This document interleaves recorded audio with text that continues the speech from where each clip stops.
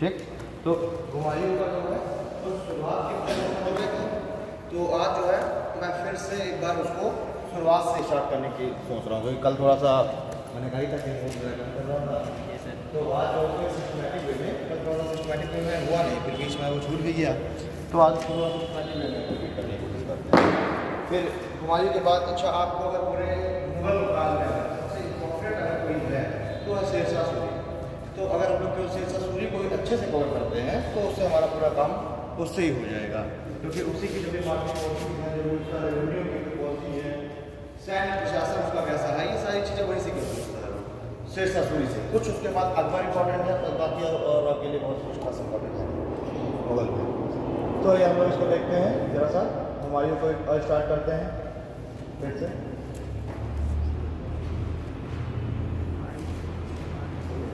हुमायूं को जब हम लोग पढ़ते हैं तो हम लोग देखते हैं कि जब अगर हम किसी भी शासक के बारे में पढ़ रहे हैं तो उसके बारे में मुख्य रूप से क्या क्या चीज़ें पढ़ेंगे, या फिर शासक छोड़िए, अब जैसे हुमायूं के बारे में हम पढ़ रहे हैं तो क्या क्या चीज़ें हैं, पहले हमें उसके जीवन के बारे में पढ़ना है, फिर उसके जीवन में आए उसके उतार चढ़ावों के बारे में पढ़ना है, कौन से उसने शुरुआती युद्ध लड़े, कौन से बाद में युद्ध लड़े, कौन से निर्णायक युद्ध रहे, ठीक है। ये सारी चीज़ें हम लोग एक सिस्टमेटिक वे में देखेंगे। तो पहले हम लोग देख लेते हैं कि हम लोग पढ़ेंगे क्या क्या। तो इसके बारे में हमें पढ़ना है, सबसे पहले हम पढ़ेंगे इसकी पृष्ठभूमि, या इसका जो है व्यक्तिगत परिचय के बारे में, ठीक है। पृष्ठभूमि है सामान्य जानकारी के बारे में, व्यक्तिगत परिचय के बारे में पढ़ लेंगे।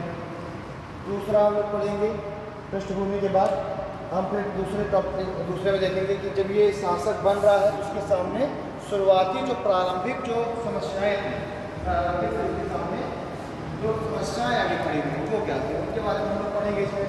इसकी प्रारंभिक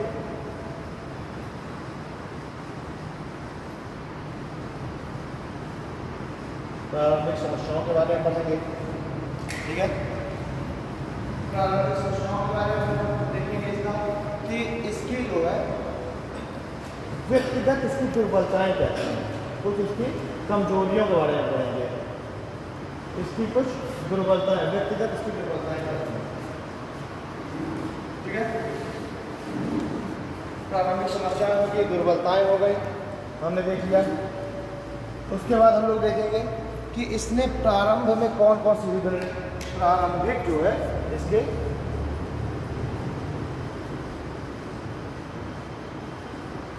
प्रारंभिक युद्ध, जब ये अपने साम्राज्य का विस्तार कर रहा है, तो साम्राज्य के विस्तार के समय में प्रारंभिक युद्ध उसकी हम लोग चर्चा कर लेंगे।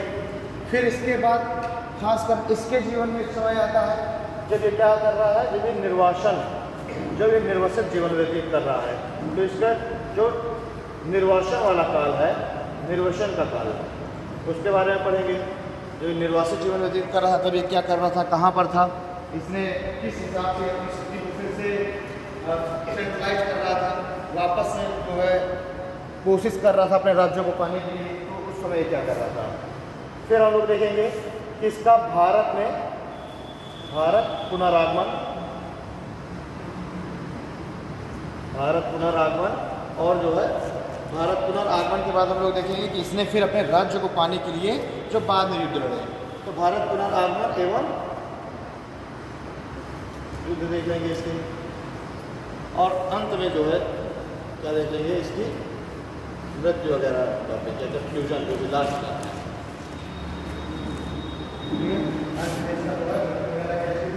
ये सारा कंप्लीट कर देंगे। तो आइए देखते हैं इसकी पृष्ठभूमि या परिचय के बारे में। इस ये कल बात हुई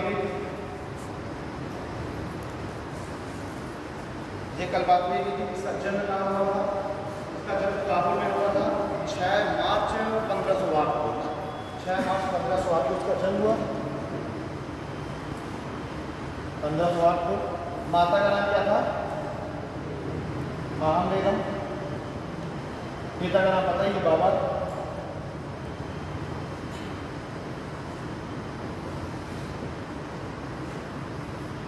पूरा नाम इसका क्या था, नसरुद्दीन मोहम्मद, तो नाम क्या, हुमायूं।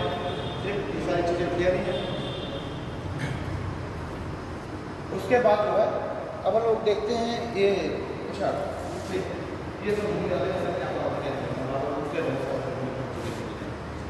ये क्या हो रहा है कि जब ये 12 वर्ष की आयु का हो रहा है, 12 वर्ष की इसका होता है, तो उसको जो है क्या करता है कि रक्षा का राज्य इसको रक्षा का राज्य का इसको प्रशासन दे देता है, और ताकि वो क्या करे, वो शुरुआत से ही प्रशासनिक कार्यों को सीखना प्रारंभ कर दे। तो 12 वर्ष की आयु में ही यानी 1520 में ही 1520 के इरादे जाते जाते ही इसको पदरक्षा का पूरा कार्यभार दे दिया जाता है, पदरक्षा का कार्यभार इसको सौंप दिया जाता है। ठीक है। अच्छा, बाबर जो है हुमायूं जो है अगर देखा जाए तो मुगल काल की जितने भी शासक राजा हैं उनमें से सबसे ज़्यादा पढ़ा लिखा हुआ दिखाई दे रहा है, क्योंकि जो है एक मौलाना इलियास थे, मौलाना इलियास करके थे एक मौलाना, इनको इसकी शिक्षा दीक्षा का भार सौंप देता है बाबर, और जिससे इसको तुर्की, अरब, अरेबिक, फारसी ये सारी भाषाएं भी सीख लेता है, और साथ ही साथ ज्योतिष वगैरह का बड़ा अच्छा याद आता है। ज्योतिष हो गया, गणित हो गया, ठीक है, आपका दर्शन शास्त्र हो गया, आर्ट में इसका बड़ा अच्छी रुचि थी, लिटरेचर में इसकी रुचि थी, तो ये हमको काफ़ी ज़्यादा पढ़ा लिखा एक शख्स दिखाई देता है। ऐसा नहीं है कि अपने जो है अपने के जो राजा वगैरह होते थे उनके तरीके से लिटरेट दिखाई दे। साथ ही साथ तीरंदाजी और घुड़सवार का इसको अच्छी ट्रेनिंग दी जाती है, ये एक योजना भी बहुत अच्छा है।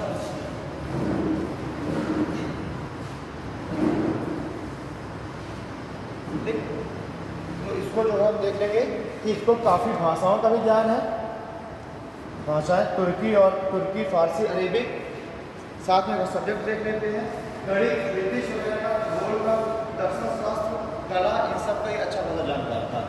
इसके बाद देख लेते हैं कुछ इसकी एक्स्ट्रा कैरिकुलर जो क्वालिटीज़ हैं, अच्छा तीरंदाज का, बहुत बड़ा अच्छा था। ठीक, तो अगर हम लोग देखते हैं तो इसमें जो है शैक्षणिक और इसकी जो सैनिक जो योग्यताएँ हैं ये काफ़ी अच्छी थी, लेकिन इसकी जो कुछ कमजोरियाँ हैं, आगे हम दुर्बलताओं में बात करेंगे कि वो क्या थी, जिसकी वजह से उसको जो है बीच में ही छोड़ करके भागना पड़ा अपने साम्राज्य को। तो ये एक तरह से पृष्ठभूमि की हम लोगों ने बात करी इसमें, इसमें और बहुत ज़्यादा थोड़ा इसके बारे में और ज़्यादा देखने को सकता है। अब देखेंगे हम इसकी प्रारंभिक समस्याएँ क्या थी।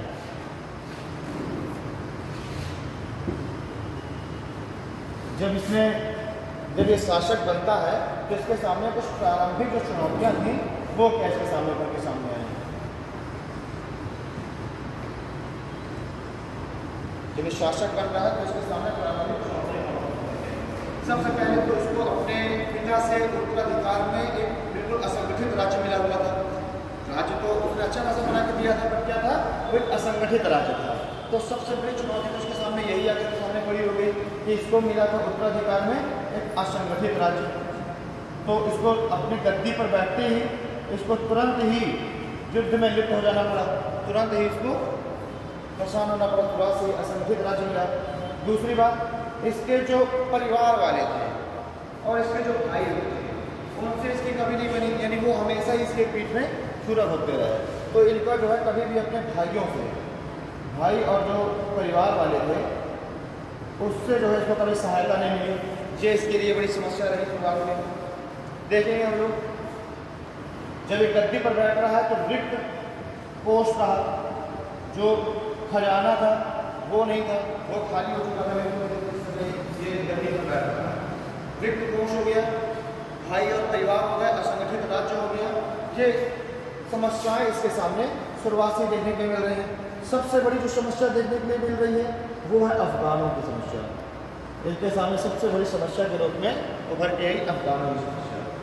ठीक है, अफगान समस्या सबसे बड़ी उभर के आई। एक तो उधर इब्राहिम लोदी का जो भाई है महमूद लोदी, वो भी मुगलों को बाहर भगाने के लिए प्रयास कर रहा है। साथ ही साथ शेरशाह सूरी भी इस समय तक जो है अपनी अच्छी खासी पकड़ बनाने लग गया था। तो जो है इसको अफगान की समस्या इसके सामने उभर के आई। दूसरी बात, इधर बहादुर शाह था, गुजरात का शासक, गुजरात एवं बंगाल के जो शासक, इन्होंने भी इसको काफ़ी चुनौती पेश की। गुजरात एवं बंगाल के शासक, गुजरात में बहादुर शाह था और बंगाल में मुफस्सिल शाह। तो इन लोगों ने इसके लिए बड़ी समस्याएं उत्पन्न की शुरुआत में। तो ये जो है इसकी प्रारंभिक समस्याएं हैं। जब एक गद्दी पर बैठ रहा है, जब एक राज्य हो रहा है,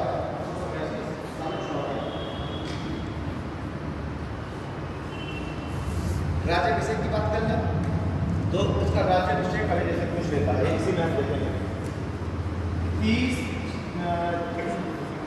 30 दिसंबर को होता है ना, 30 दिसंबर 1530 ईस्वी को। कहाँ होता है? आगरा में। आगरा में इसका राज्याभिषेक कराया जाता है 30 दिसंबर 1530 को। 26 को बाबर की मृत्यु हुई थी और उसके 3-4 दिन के बाद ही इसका राज्याभिषेक करा दिया जाता है। ठीक है, ये हमें कुछ प्रारंभिक समस्याएं देखने के मिली जो ये गद्दी पर बैठते हैं इसको फेस करनी पड़ गई। तो हम देखेंगे दुर्बलताएं क्या थी इसकी, व्यक्तिगत दुर्बलताएं।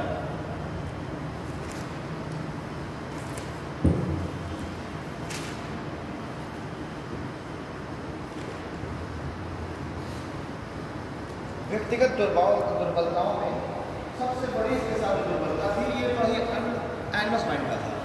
मतलब कभी भी अपना दिमाग एक जगह एकाग्रचित नहीं रख पाता था। कोई काम करने की शुरुआत करता था उसको आधे में शुरू करके और फिर तुरंत दूसरा काम करने लगता था। साथ में दृढ़ संकल्पित नहीं था, मतलब इसके अंदर जो दृढ़ संकल्पना ये होता है कि कभी दूरदर्शिता का भी इसमें हमें अभाव देखने के लिए मिल रहा है।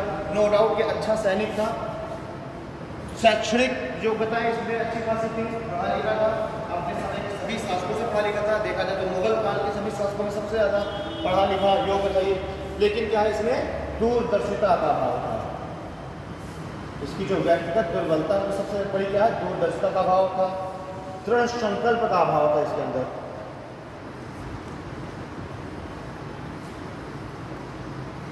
ठीक है, दृढ़ संकल्प। और दूसरी बात इसके अंदर जो है, ये खुद तो ठीक है अच्छा तीरंदाज था, अच्छा तलवारबाज था, लेकिन एक सैनिक अगर जो देखा जाए कि एक सेना का नेतृत्व करने की क्षमता, तो इसके अंदर सेना के नेतृत्व करने की क्षमता उतनी अच्छी नहीं दिखाई दी। तो ये जो है इसकी व्यक्तिगत दुर्बलताएं हैं जिसकी वजह से इसको काफ़ी समस्याओं का सामना करना पड़ा। ठीक है, व्यक्तिगत दुर्बलताएं।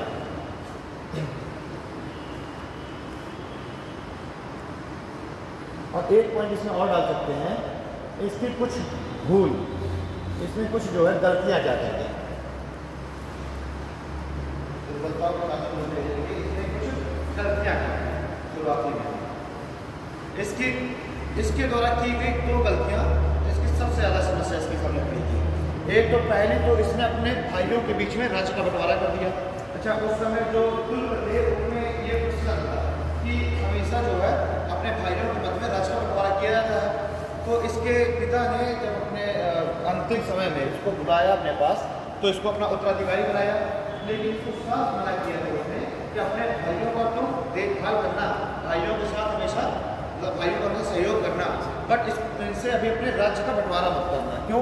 क्योंकि उसको भी पता था कि अभी राज्य असंगठित है और अगर दूसरी बात अगर राज्य का बंटवारा कर दिया जाएगा तो भी वही जो है अस्थिरता उत्पन्न हो जाएगी राज्य के अंदर।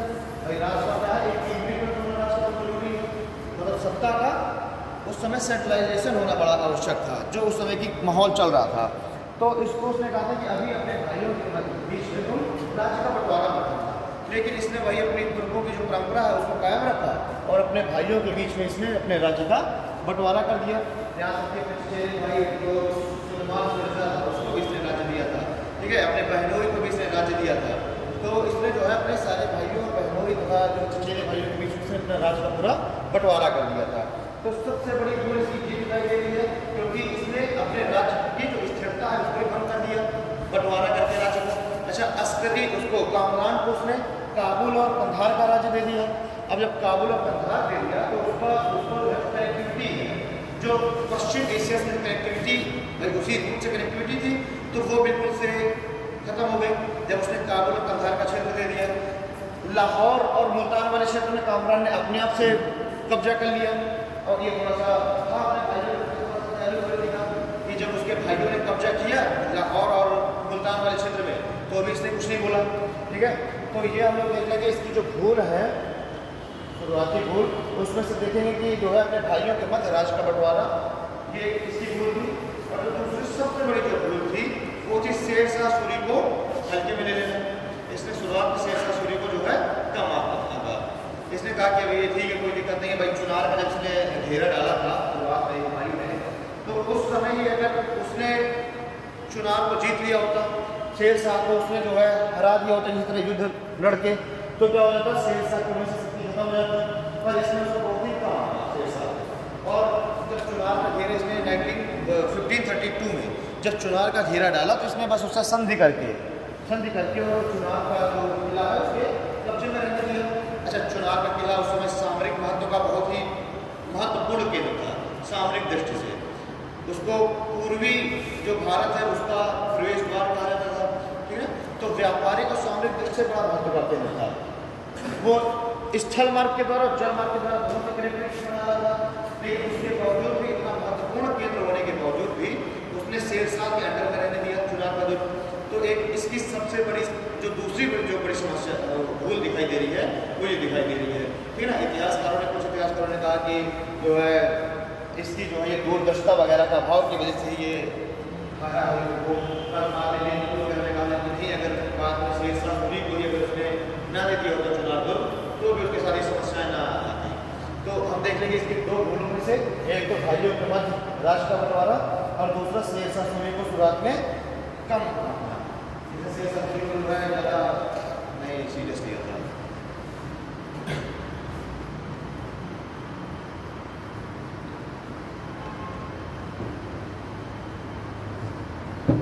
हमने हम लोग प्रारंभिक युद्ध वगैरह क्या कहते हैं।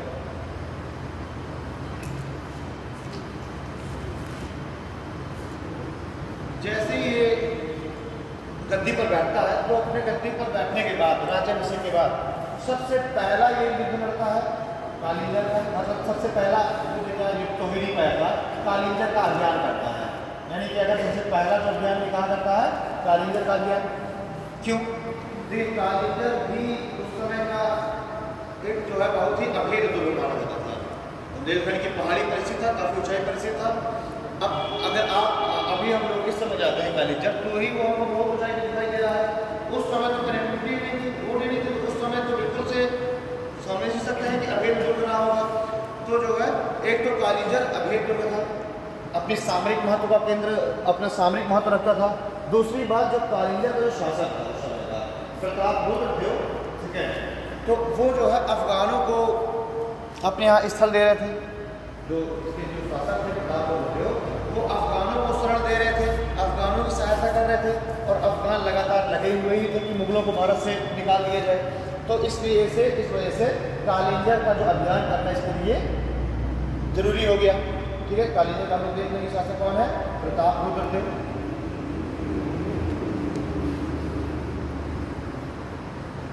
सामरिक महत्व अपना रख रहा था, सामरिक महत्व और दूसरा अफगानों का एक आश्रय स्थल के रूप में काम कर रहा था कालिंजर। इस वजह से हुमायूं ने सबसे पहले कालिंजर पर इन्वेट किया। कालिंजर का घेरा डाला गया, 5 से 6 महीने तक कालिंजर का घेरा पड़ा रहा। उसी समय इसके पास न्यूज आई कि उधर अस्करी ने विद्रोह कर दिया है और अस्करी विद्रोह करके और मुल्तान वाले क्षेत्रों में और उसके आगे जो आपका हिसार और फिरोजा वाला जो क्षेत्र है वहाँ पर उस वाले क्षेत्र को जा रहा है अपने अंडर में लेने, उस वाले क्षेत्र पर अपना नियंत्रण स्थापित करने के लिए जा रहा है। दूसरी बात जो है, इसको पता चला कि जो लोधी है, मतलब जो महमूद लोधी है, वो महमूद लोधी जौनपुर की तरफ जा रहा है, जौनपुर में नियंत्रण स्थापित करने। जौनपुर उस समय बड़ा ही इम्पोर्टेंस रखता था अपने शिक्षा के लिए, शिक्षा का केंद्र जौनपुर। तो इस वजह से इसको जल्दी यहाँ से कालिंजर से अपना घेरा उठाना पड़ा और जो प्रतापरुद्र देव है इससे संधि करनी पड़ी। प्रतापरुद्र देव से तुरंत संधि किया कि जो भी मेरा सैनिक नुकसान हुआ है, जो भी चीज़ें मेरा नुकसान हुआ है उसकी भरपाई कर दीजिए। 13 लाख दिनार के आसपास तकरीबन इसको जो है यहाँ से संधि के एवज मिला था। और उसके बाद उसने यहाँ से डेरा उठा करके और वापस तुरंत जल्दी से ही कहाँ जाता है, जौनपुर की तरफ जाता है। जहाँ ये देख रहा है कि जौनपुर की ओर निकल चुका है महमूद लोधी और जौनपुर इंपॉर्टेंस रखी रहा था अपने लिए, तो ये जौनपुर की तरफ जाता है। तो इसका जो है दूसरा युद्ध कौन सा हो रहा है जौनपुर वाले क्षेत्र में, गौरिया का। तो ये जब जौनपुर वाले क्षेत्र में जा रहा है, लखनऊ और जौनपुर वाले क्षेत्र से होते हुए गोमती नदी के पास इसे दोहरिया का एक युद्ध लड़ा, किसने, महमूद लोधी के साथ।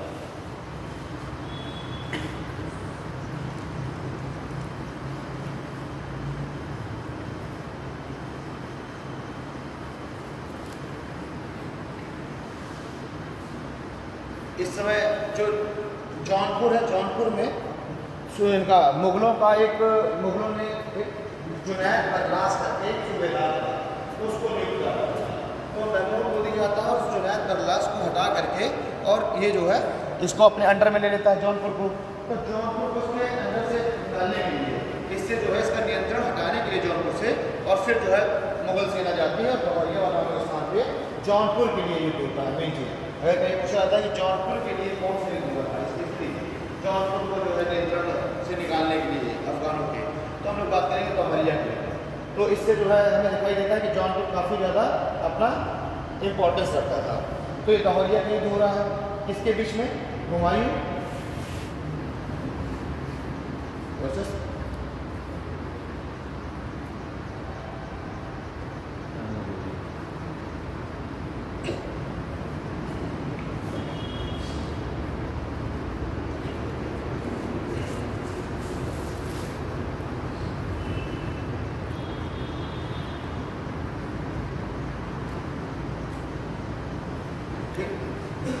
दोहरिया के युद्ध के बाद अब इसका ध्यान पहली बार गया शेर शाह की तरफ। पहली बार इसका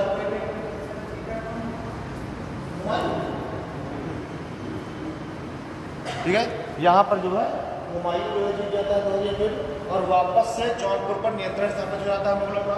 फिर से उसका प्रशासन नियुक्त कर दिया जाता है जौनपुर का। अब इसके बाद ये अपना ध्यान केंद्रित करता है शेर शाह की तरफ। शेर खान ने इस समय तक जो चुनार का दुर्ग है उस पर अपना अधिकार कर लिया था। चुनार का एक हवलदार होता था, ताज खान था, ठीक है। तो चुनार का हवलदार होता था, संरक्षक ताज का।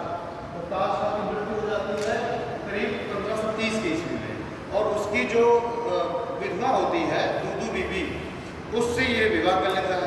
ऐसे इसने कम से कम ऐसे बहुत सारी विधवाओं से बहुत विवाह किया है शेर खान ने। तो इससे जो अपनी शक्ति इसने बहुत बनाई है। यहाँ लाडी मलिका, ठीक है। एक दूदू बीबी से, अच्छा सॉरी, दूदू बीबी से ये दूदू बीबी जो थी वो उसकी बीवी थी, क्या नाम था उसका? लोहानी, बहार खा लोहानी, उसकी वाइफ का नाम था दूदू बीबी, इसका नाम था लाड मलिका, ठीक है। तो जो है ये चुनार का दुर्ग का जो हवलदार था उसका नाम था ताज का। ये पूछ लेता है, एक बार पूछ भी चुका है, कि चुनार के दुर्ग का हवलदार कौन था। इसकी विधवा से विवाह करता है शेर शाह सूरी। तो ताज का जो है संरक्षक हुआ करता था चुनार दुर्ग का, और 1530 में इसकी मृत्यु हो जाती है। और इसकी जब मृत्यु हो जाती है तो इसकी विधवा लाड मलिका से ये विवाह कर लेता है।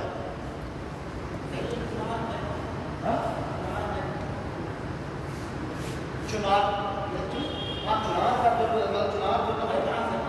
ये मिर्जापुर के पास, मिर्जापुर से जाएंगे तो वहीं पे चुनार है, ठीक है। बनारस से वही मेरे ख्याल से 50-55 किलोमीटर पहले पड़ेगा। सर आपने कल ये युद्ध में दिनार के लिए बात की, तो दिनार का क्या चीज़? दिनार वो मतलब सिक्का है, सिक्के का एक प्रकार है। अभी मैं शेर शाह में थोड़ा सा बात करूँगा, उसमें अशरफ, दिनार और जो है मेरा लॉन्च होता है। तो दिनार एक तरह से क्या है कि टोकन मनी की टाइप में है, वो करेंसी का एक प्रकार है दिनार। इस समय हम लोग रुपया देख रहे हैं, उस समय दिनार देखने को मिल रहा है, ठीक है। आगे हम लोग देखेंगे कि सोने के सिक्के को अशरफ कहा गया है, तांबे के सिक्के को ताम कहा गया है। तो ये सारे प्रकार हैं करेंसी के, ठीक। तो अभी क्या है, ताज खान की विधवा से विवाह कर लेता है शेर शाह, और इससे इसको अच्छा खासा धन प्राप्त हो जाता है। इसको आवश्यकता थी अपनी सेना के संगठन के लिए धन की। तो अब चुनार का दुर्ग पूरा का पूरा इसके नियंत्रण में आ जाता है। चुनार दुर्ग पर इसका नियंत्रण हो जाता है शेर शाह का। तो 1530 में इसका नियंत्रण स्थापित हो गया था। अब इसका 1532 में जाके हुमायूं का ध्यान पहुँच रहा है उसकी तरफ कि चुनार दुर्ग इतना इंपॉर्टेंस वाला है, उस पर जो है शेर शाह नियंत्रण करके बैठा है। तो 1532 में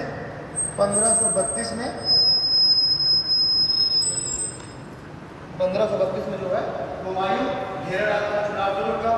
करीब 4 माह तक घेरा पड़ा रहता है चुनार दुर्ग पे।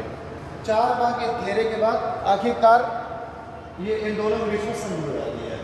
ये जो है हिंदू इसका एक सेनापति था, वो बीच में हिंदू बेग इन दोनों के बीच में मीडिएटर की भूमिका निभाता है और शेर शाह और हुमायूं के बीच में संधि हो जाती है। ठीक है, यही मैंने जो एक भूल की उसकी बात की थी, यही एक भूल थी कि उसने यहाँ पर ये चाहा था। तो हुमायूं उस समय अच्छा खासा पावरफुल था, अभी ये अपनी केवल सेना का संगठन कर ही रहा था। शेर शाह बहुत ज़्यादा इसके पास पावर अभी आई नहीं थी।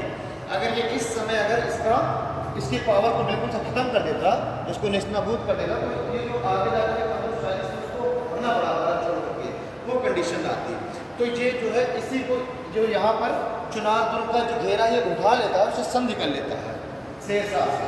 ये हुमायूं की एक बड़ी भूल आगे जाकर के दिखाई देती है हमको।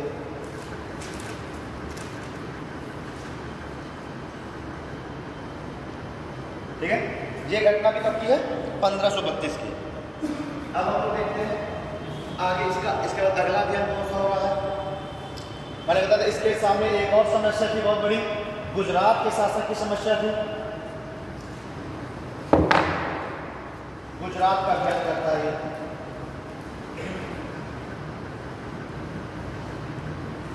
गुजरात का अभियान 1535 और 36 की जाने गुजरात का अभियान करता है। गुजरात में इस समय बहादुर शाह, गुजरात का शासक बहादुर शाह गुजरात का शासक होता है। लगभग हुमायूं का ही एज में लगभग हुमायूं के ही बराबर का था ये। ठीक है, बहुत ज़्यादा इनमें अंतर नहीं था। ये बहादुर शाह ये भी योग्य शासक था। बहादुर शाह अच्छा जो है नेतृत्व करता था, अच्छा युद्ध कला में भी अच्छा निपुण व्यक्ति था।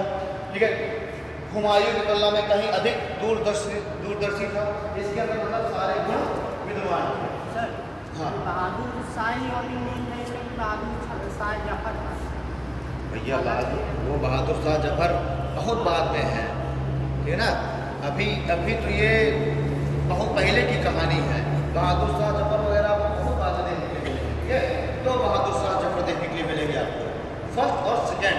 ठीक है ना, सेकेंड आपको मिलेगा 1909वीं क्रांति के समय में और फर्स्ट आपको मिलेगा 1707-8-10 के आसपास। चलिए, ये बहादुर शाह अलग है, वो जफर अभी तक नहीं लगा ना इसके नाम के आगे, अगर होता तो मैं लगा देता हूँ।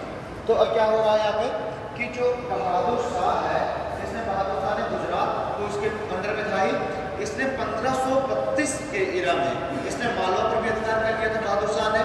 और इस समय 1535 ईस्वी में ये जा रहा था चित्तौड़ का अभियान करने। ये चित्तौड़ का अभियान करने जा रहा था। साथ ही बहादुर शाह की जो सीमाएं हैं ये अजमेर तक भी पहुंच रही थी। तो अब हुमायूं को एक खतरा दिखाई दे रहा था बहादुर शाह, क्योंकि अजमेर से आगरा बहुत दूर बसता नहीं है। तो अब जो है अब सबसे ज़्यादा जरूरी हो गया कि इस बहादुर शाह की शक्ति को खत्म किया जाए। तो हुमायूं अपनी सेना को लेकर के आता है, ग्वालियर तक आ जाता है। ग्वालियर तक आ जाता है, तो ग्वालियर नहीं होता है तब चित्तौड़ की रानी राणा संग्रामवती, राणा संग्रा भी कहते हैं, इनकी रानी कर्णवती हुमायूं के पास सहायता मांगने के लिए लेटर भेजती है कि इससे बहादुर शाह से भी सहायता करिए। बहादुर शाह कहता है कि मैं जो है काफिलों को खत्म करने के लिए जा रहा हूँ कि एक तरह से धर्म युद्ध है, इसलिए हम और आप मुसलमान हैं तो हम बीच में एक दूसरे का होना रोकें। ठीक है, फाइनली हुमायूं मालूम नहीं करता और 1535 में क्या हो रहा है कि चित्तौड़ दुर्ग पर अधिकार हो जाता है। ये भी देखिए इसकी एक भूल रही हुमायूं की, ठीक है ना।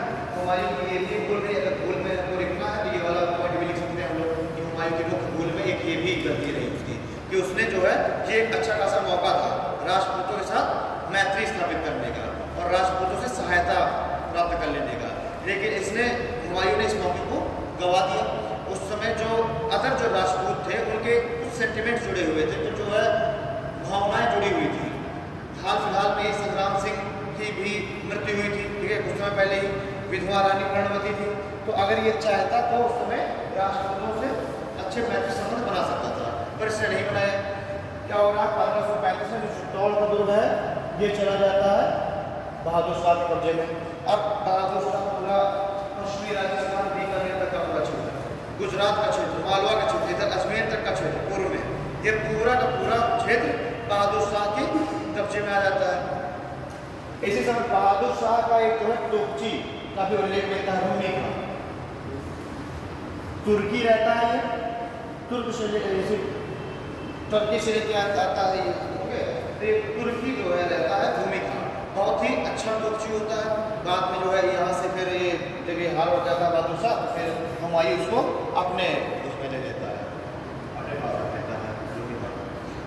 ठीक, अब ये चित्तौड़ का जब अभियान सफल हो गया, बहादुर शाह जीत जाता है, तब अब हुमायूं अपनी सेना को लेकर के अब आगे आता है। अब इन दोनों के बीच में युद्ध हो जाएगा। ठीक है, इन दोनों के बीच में युद्ध आपका कहाँ पे होता है, वही आपका ग्वालियर से आगे आकर के चौसा में नहीं होता यार, हम लोग तो यार जो है चौसा में युद्ध कर रहे थे, मतलब पहले तो कहीं गाँव चलते नहीं यार, चलते चलो पूर्व की तरफ चले, बिहार में जब युद्ध करेंगे। यहाँ जो है राजस्थान की घटना हुई। अरे अभी चंपानेर में युद्ध नहीं हुआ, अभी इसी में जो है चंपानेर और मांडू के किले में ये इसी युद्ध में के बाद ही हुमायूं अधिकार कर देता है। वो क्षेत्र का नाम वही ग्वालियर के आसपास का ही क्षेत्र था, नाम जो है दिमाग से निकल गया है, ग्वालियर और अजमेर के बीच में ही क्षेत्र था। चलिए है वो ग्वालियर और अजमेर के बीच में क्षेत्र, आपका ध्यान देना है, दोनों का युद्ध उस जगह पर होता है। अब जो है बहादुर शाह शुरुआत में तो बड़ी अच्छी इसकी कंडीशन थी, लेकिन इस बाद में क्या होता है कि उसके जो तोपखाना है, तो तोपखाने में कुछ समस्या आ जाती है बहादुर शाह की, जबकि इसका भी एक अच्छा खासा संगठित तोपखाना था। पर आखिरकार क्या है, तोपखाने में कुछ समस्या आ जाती है, जिसकी वजह से हुमायूं जो है इसके ऊपर भारी पड़ जाता है।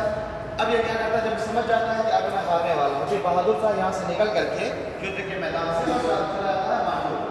ठीक है, मांडू तक भी हुमायूं उसके पीछे पीछे जाता है, इसके पीछे करते हुए मांडू से चलाता है चंपानेर।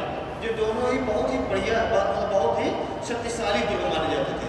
ये दोनों जो है भारत के प्रवेश द्वार माने जाते थे, मांडू का किला और चंपानेर का किला। चंपानेर के बाद ये चलाता है कैम्बे, और कैम्बे से फिर ये चला जाता है भड़ौच वाले क्षेत्र में, भड़ौच से फिर दीव चला जाता है, हो जाता है बहादुर शाह। तो अब जो है इसको कैम्बे का पीछा करते हुए जाता है हुमायूं का, बहादुर शाह का।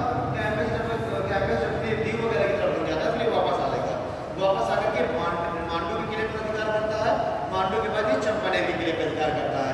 ठीक है, चंपानेर के किले को दे देता है ये हिंदू बेग को, और मांडू के किले को देता है कर्दी बेग को, दोनों को दे देता है और वापस आ जाएगा आगरा, क्योंकि अब इसके पास न्यूज आ चुकी है कि अस्करी अपनी सेना को लेकर के और आगरा फिर से जा रहा है, आगरा की गद्दी पे अधिकार कर। ठीक, मैंने बताया कि अपने भाइयों से हमेशा परेशान रहा, जब भी किसी न किसी युद्ध में जाता था, जैसा कोई ना कोई भाई तुरंत आगरा की गद्दी को हथियाने चला आता था, तो फिर ये छोड़ के सब कुछ करता था। चौसा के युद्ध में भी इसके हारने की वजह यही थी कि हिंदाल ने जो है अपने आप को स्वतंत्र शासक घोषित कर दिया था आगरा में जाकर के, तो इस वजह से उसको वापस होना पड़ा था। तो अब यहाँ पे देखेंगे हम लोग कि बहादुर शाह क्या हो रहा है, 1535 में भाग जाता है दीव। वहीं पर 1537 में दीव बहीरपुर के वादियों से उसकी एक झड़प होती है बहादुर शाह की, और उसका जो जहाज समुद्र में झड़प होती है, उसका जहाज जो है पानी में डूब जाता है, और 1537 में बहादुर शाह की मृत्यु हो जाती है पानी में डूबने से। 1537 में पुर्तगालियों के साथ झड़प के दौरान इसका जहाज डूब जाता है, वही दीव वाले पानी में, और इसकी मृत्यु हो जाती है। और इस वाले ये जो युद्ध हुआ गुजरात का अभियान, इससे हुमायूं को क्या फायदा हुआ, एक तो मांडू का किला मिल गया, चंपानेर का किला मिल गया, दोनों ही बड़े सशक्त और समृद्धशाली किले थे।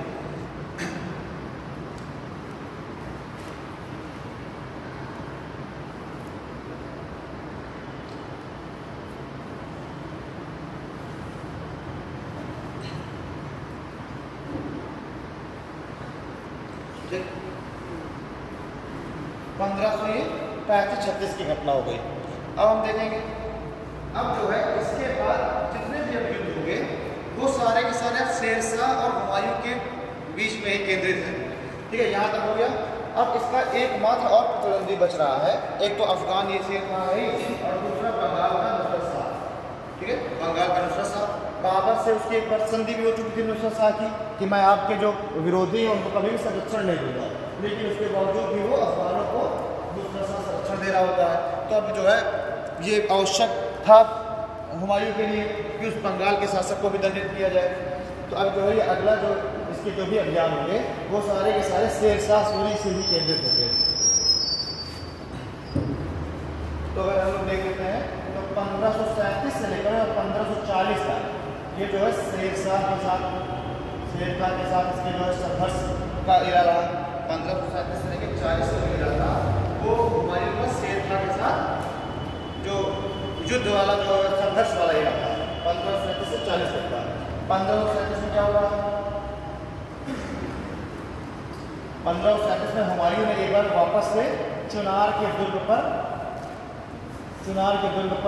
अभियान किया।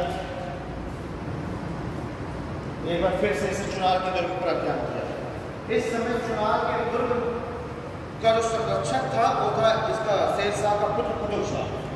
ठीक है, शेर शाह का जो पुत्र था शेर शाह का कुतुब खान, वो उस समय इस दुर्ग की रक्षा कर रहा था।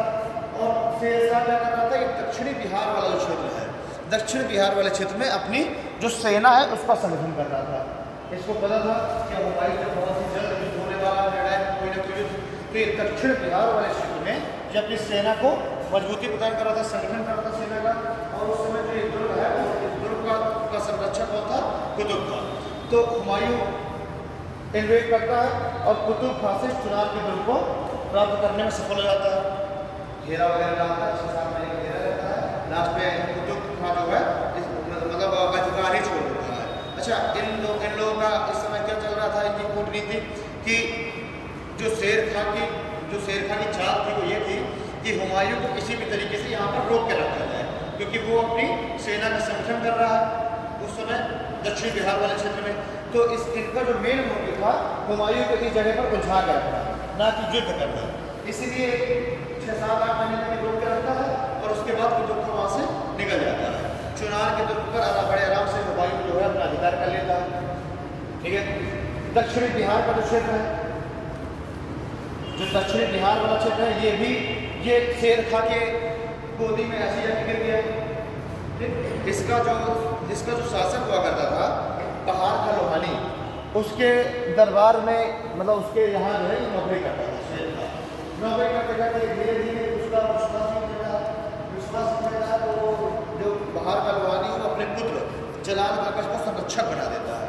ठीक है, कहानी ये है कि एक बार वो जंगल में जाता है, उसके पुत्र को लेकर संरक्षक उठाई और शिक्षक पिता उसका, तो जंगल में तो शेर हटाया जाता है और शेर के करता है मार देता है तो उसने उसको उपाधि दी थी शेर खान की। आपसे कहानी में पूछा जाएगा कि शेर खान की उपाधि शेर खान की उपाधि फरीद को किसने दी? तो हम बताएंगे दक्षिणी बिहार का शासक था बहार खान लोहानी, और उसी बहार खान लोहानी ने बाद में अपनी उपाधि धारण कर ली थी मोहम्मद शाह। ठीक, तो ये आप लिख सकते हैं कि मोहम्मद शाह दक्षिणी बिहार का शासक ब्रैकेट बहार खान लोहानी, जिसने फरीद को शेर खान की उपाधि दी।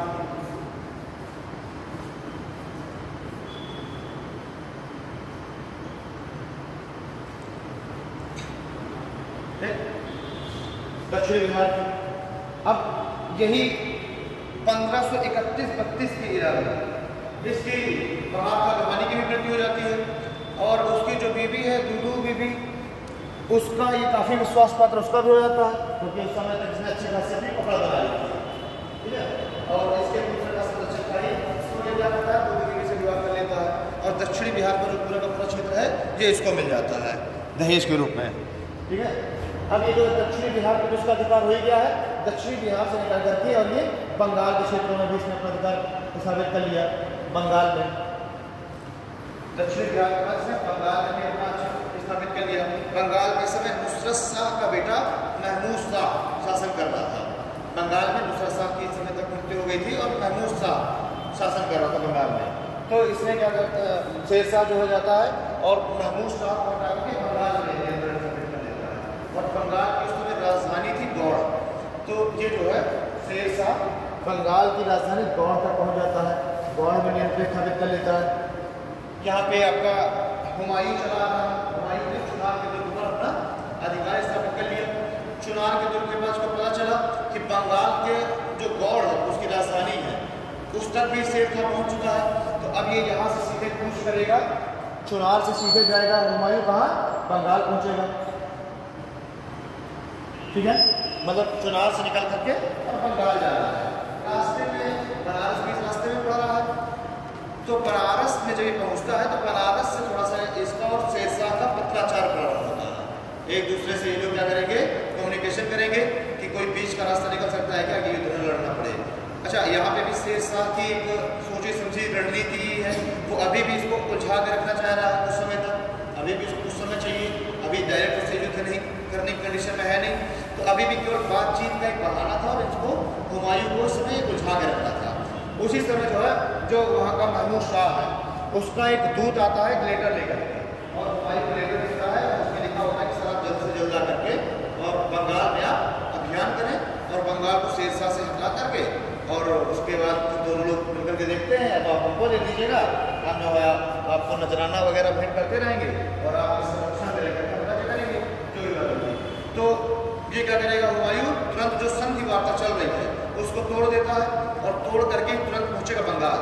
अब शेरशाह को चाहिए था मौका, शेरशाह ने तुरंत जो बिहार और बंगाल के क्षेत्र के जो अफगान है, भाई अफगान है फरीद का भी, तो उन अफगानों को तुरंत भड़काना चालू कर देता है कि ये जो मुगल हैं ये अफगानों का बिल्कुल से मूल विनाश करना चाह रहे हैं, ठीक है, अफगानों का मूल विनाश करना चाह रहे हैं। ऐसे करके क्या करेगा, बंगाल और बिहार के जो अफगान हैं उन सबको भड़का करके और अपनी एक बड़ी सेना का तुरंत संगठन कर लेगा हुमायूं से लड़ने के लिए। अब हुमायूं जब आया बंगाल वाले क्षेत्र में, तो जैसे ही हुमायूं बंगाल में आता है और ये कहाँ पहुँचेगा, गौड़ पहुँचेगा उसकी राजधानी। इसी बीच जो है हुमायूं गौड़ से निकल करके और हुमायूं आ जाएगा जो है जौनपुर वाले क्षेत्र में। हुमायूं वहाँ से निकल करके तुरंत कहा जाएगा जौनपुर में आ जाएगा। अब देखिए यहाँ पे हम देख रहे हैं कि ये भी शेरशाह की एक रणनीति है। रणनीति क्या है कि ये बंगाल में हुमायूं को फंसाने की पूरी चाल चल रहा है, ठीक है, हुमायूं को बंगाल में फंसाने की चाल चल रहा है। यहाँ पर तो बंगाल उसको बुलाया बंगाल में इसने लालच दे करके या जो भी चीज़ें हैं, बंगाल हुमायूं आया उसने तुरंत जाकर के कहाँ पहुँच गया, जौनपुर पहुँच गया, और ये वाला जो क्षेत्र है पूरा इसका रास्ता ब्लॉक करेगा, ठीक है। यहाँ से जो चुनार दुर्ग है, चुनार दुर्ग भी इसने जाके नियंत्रण कर लिया। जब ये हुमायूं गया कहाँ, गौड़ गया, उसी समय इसने आगे चुनार दुर्ग में अधिकार कर लिया। इधर चुनार दुर्ग का भी रास्ता बंद हो गया, उधर जौनपुर वाला भी रास्ता ब्लॉक हो गया। तो अब जो है गौड़ है यहाँ पे हुमायूं, और यहाँ से भी रास्ता बंद है, यहाँ से भी रास्ता बंद है, पूरा रास्ता जो है एक तरह से हुमायूं ने शेरशाह ने पूरा रास्ता ब्लॉक कर दिया। क्लियर है। अब देखिए ये जब गौड़ में नियंत्रण स्थापित कर लेता है हुमायूं, पूरा 1.5-2 साल का मतलब 1.5 साल का जो समय है वो पूरा बढ़िया से रंगारंग कार्यक्रम में व्यतीत करता है, ठीक है, बढ़िया जो है उत्सव वगैरह मनाए जाते हैं, गौड़ में नियंत्रण स्थापित कर लिया। पर जो है इतिहासकार कहते हैं कि ये जो बंगाल का जो नियंत्रण है ये हुमायूं के लिए कोई फायदे का सौदा नहीं था, इससे कोई भी लाभ इसको प्राप्त हुआ, जबकि इसके जो पतन का जो प्रारंभ है वो इसी बंगाल अभियान से ही चालू होता है। इसके पतन के जो बीज हैं वो कहाँ से पड़ रहे हैं, जो सीट से बंगाल, इसके बंगाल अभियान से। कोई इसको फायदा तो हुआ नहीं, साथ में शेरशाह के जो चाल है उसमें फंस लग गया। अब देखिए मार्च 1539 तक, मार्च 1539 तक 38 से लेकर 1939 तक ये पूरा एक साल वही गौड़ में रहता है। अच्छा हाँ, गौड़ का ये आपसे पूछ सकता है कि गौड़ का इसने हुमायूं ने जनतावाद नाम बदल कर दिया था, तो ये आप लिख सकते हैं कि हुमायूं ने गौड़ का नाम बदल के जनतावाद कर दिया जब एक गौड़ का अभियान करता है। तो जो कॉन्सेप्चुअल जो टॉपिक होते हैं वो पढ़ाने में सही रहता है, ये जो है आधी चीज़ें तो सुनना चाहिए, फिर बाद में ज़्यादा थियरी कौन होती है, और जब कॉन्सेप्चुअल चीज़ें होती है वो ठीक है कि पॉइंट पे बड़ा डिटेल कर दिया इसको। जनतावाद,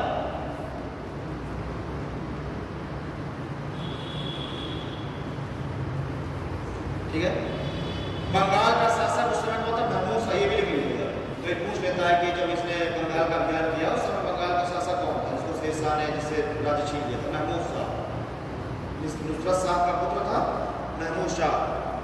बहुत ज़्यादा बोरिंग तो नहीं लग रहा क्या?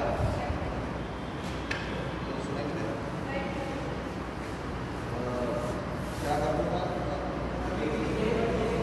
लिख दे, अच्छा उसका नाम लिख दे, मतलब गौड़ का नाम जो बदल के कर दिया था या शासक का, अरे ये जनतावाद,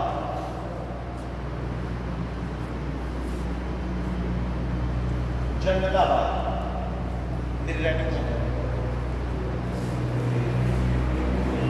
जनतावाद, ठीक है।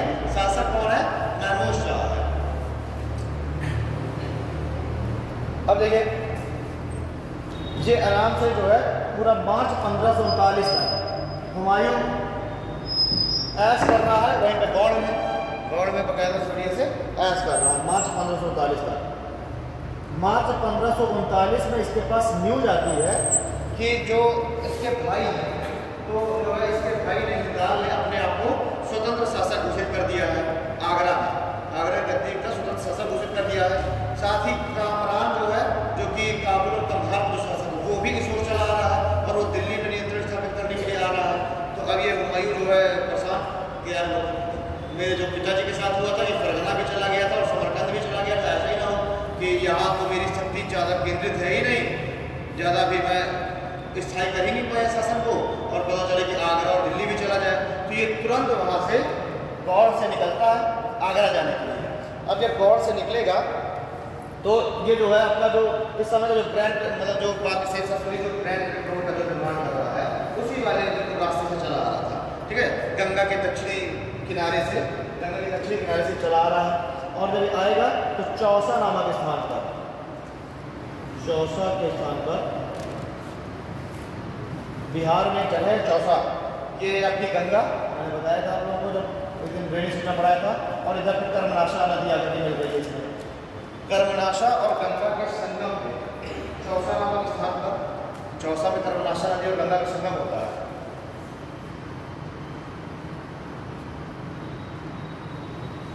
चौसा नामक स्थान पर ये जो दोआब का जो क्षेत्र है, देखिए इधर से हुमायूं चला आ रहा है नीचे नीचे, और इस जगह पर हुमायूं अपना टेंट वगैरह डाल लेता है, अपनी छावनी कहाँ डाल रहा है, कर्मनाशा और गंगा के दोआब वाले क्षेत्र में।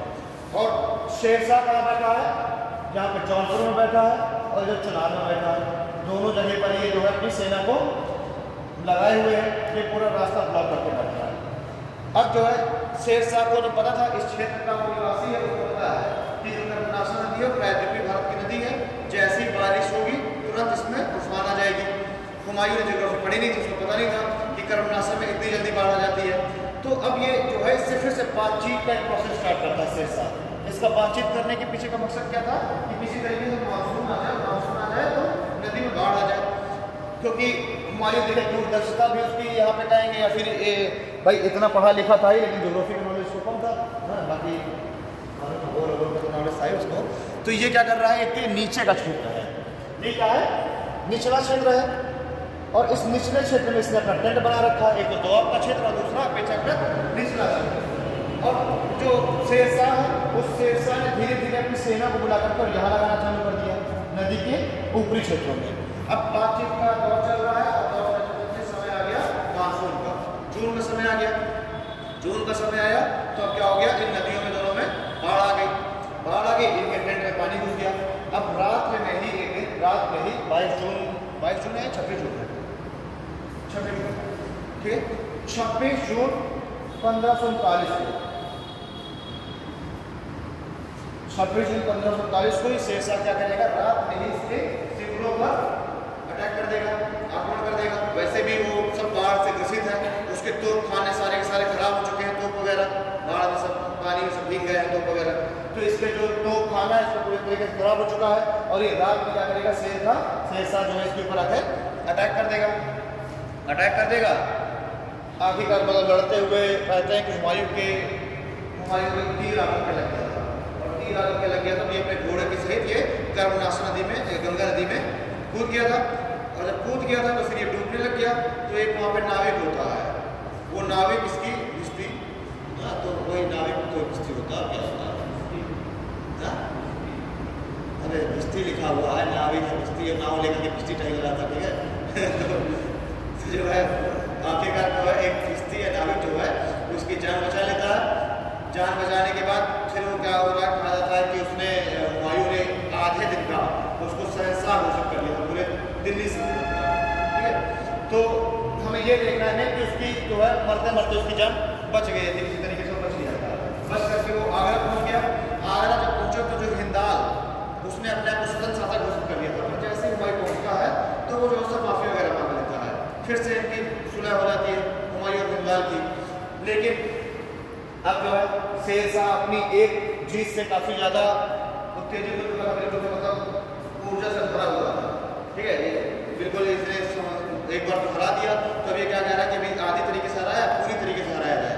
साथ में एक घटना और हो गई कि इसका जो पुत्र था कुतुब शाह, तो कुतुब शाह जो है वही क्षेत्र था ग्वालियर वाले क्षेत्र में, वो गया होता है एक अभियान करने, और अभियान वहाँ पर मुगल सेना के साथ उसको मुठभेड़ होता है, जहाँ पर कुतुब शाह की हत्या कर दी जाती है, शेरशाह का कुतुब शाह उसकी हत्या कर दी जाती है।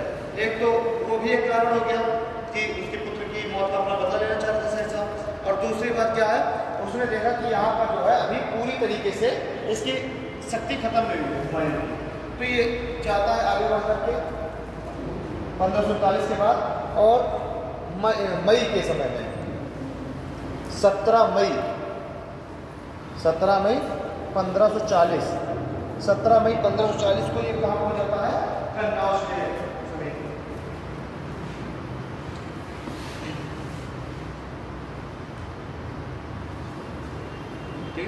17 मई 1540 को शेरशाह कहाँ पहुँच जा रहा है, कन्नौज के पास।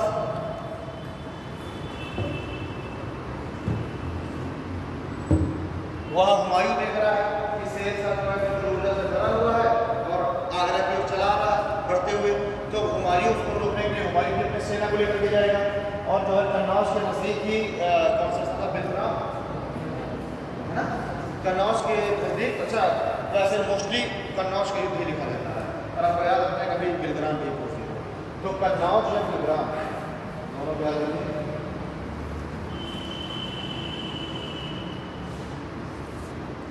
इस स्थान पर इन दोनों के बीच में मुठभेड़ होती है, हुमायूं और शेरशाह के बीच में, और इसमें अंतिम रूप से निर्णायक रूप से शेरशाह विजयी होगा। निर्णायक रूप से शेरशाह विजय हो जाता है। अब कहा जाता है कि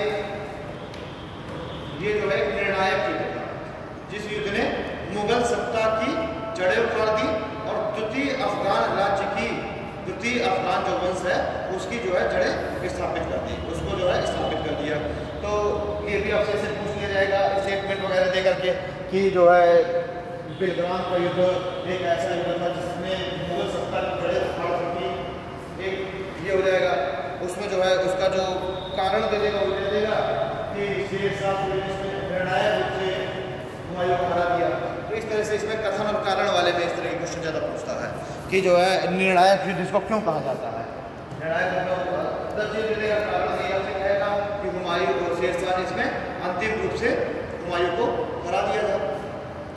अब इसमें जो है निर्णायक युद्ध है, इसमें देखेंगे हम दूसरे अफगान राज्य की स्थापना हो जाती है, दूसरे अफगान राज्य की स्थापना। सिर्फ आपसे ये भी पूछ सकता है कि कौन सा ऐसा युद्ध है जिसने भारत में द्वितीय अफगान राज्य की नींव डाली। तो ये आपको ध्यान देना है कि बिलग्राम पे ऐसा होता है कि जैसे पता भी होता है लेकिन कभी कभी कंफ्यूजन हो जाती है, ठीक। तो हमको ध्यान रखना है कि द्वितीय जो अफगान राज्य है उसकी स्थापना हो रही है इससे। चलिए अब इससे क्या होगा, इस युद्ध के बाद हुमायूं पहुंचेगा आगरा, आगरा से अपना आगरा जब पहुंचेगा तो पीछे शेरशाह भी जा रहा है, इसके पीछे शेरशाह कोई सेना लेकर के पहुंच रहा है। तो आगरा से अपना जो भी पोस्ट वगैरह है अपने जो परिवार वाले हैं सबको समेटेगा और समेट करके ये जाएगा काबुल। काबुल में उस समय शासन कर रहा है कामरान। इसको उम्मीद है कि जो मैं कामरान से मदद मांगूंगा तो आखिरकार भाई है तो मदद करेगा और हम लोग मिल करके फिर जो है मिल करके और शेरशाह से युद्ध लड़ेंगे। तो जाता है काबुल, काबुल में कामरान से कोई मदद करता नहीं है, क्या हो गया तो मतलब कोई कन्फ्यूजन ही आता है, वो भी तो ठीक है तो बात नहीं। देखिए इससे कहानी का दौर है, बहुत ज़्यादा इसमें कॉन्सेप्ट जो है नहीं कहानियाँ हैं, इसमें से मैं बता रहा हूँ इंग्लिश वाले इधर वाले टॉपिक से ज़्यादा क्वेश्चन बनते हैं। जो क्वेश्चन बनेंगे तो वो बनेंगे जो कॉन्सेप्चुअल वाली चीज़ें हैं, इसलिए वो सब पढ़ाने में कॉन्सेप्ट मजा भी आती है। जब तो ये कहानी बहुत बच्चे के मजबूरी है पढ़ा था तो कहानी सुना रहे हैं, कहानी के रूप में सुनते रहिए, बहुत ज़्यादा टेंशन लेने की जरूरत नहीं है। ये जो है इसी वजह से जो आप लोग बहुत ज़्यादा वो एनर्जी नहीं समझ में आ रही होगी पढ़ाने में। अब यहाँ से क्या हो रहा है कि आगरा से ये निकलेगा, काबुल पहुँचेगा, काबुल से कामरान जब मदद करता नहीं है तो काबुल से सीधे मदद मांगेगा सिंध के राजा से। सिंध में उस समय शासन कर रहा है, सिंध का शासक कौन है, सिंध के शासक से ये मदद मांगता है। सिंध का शासक, जबकि एक बार और दोनों के बीच में संधि हो चुकी थी सिंध के शासक थे और हुमायूं के बीच में कि कभी भी अगर आवश्यकता पड़ेगी तो मैं आपको 20,000 घुड़सवार आपके सेवा में प्रेरित करूंगा। लेकिन यहाँ सिंध का शासक है वो तुरंत अपनी बात से मुकर जाता है, वो मुकर गया। अब ये सीधे जो है मदद मांगेगा जोधपुर के शासक से। जोधपुर में उस समय शासन चल रहा था मालदेव का, मालदेव शासक थे, वो जोधपुर में शासन कर रहे थे। इसको उम्मीद थी कि मालदेव मेरी मदद करेंगे। मालदेव कहता भी कि ठीक है आ जाइए मैं मदद करूँगा, लेकिन जैसे ही जोधपुर के नजदीक पहुँचता है इसको गुप्त सूत्रों से पता चल जाता है कि षड्यंत्र कर रहा है मालदेव मेरे खिलाफ, ठीक है। और शेर शाह से इन दोनों की कुछ संधि चल रही है और वो विश्वासघात करने वाला है।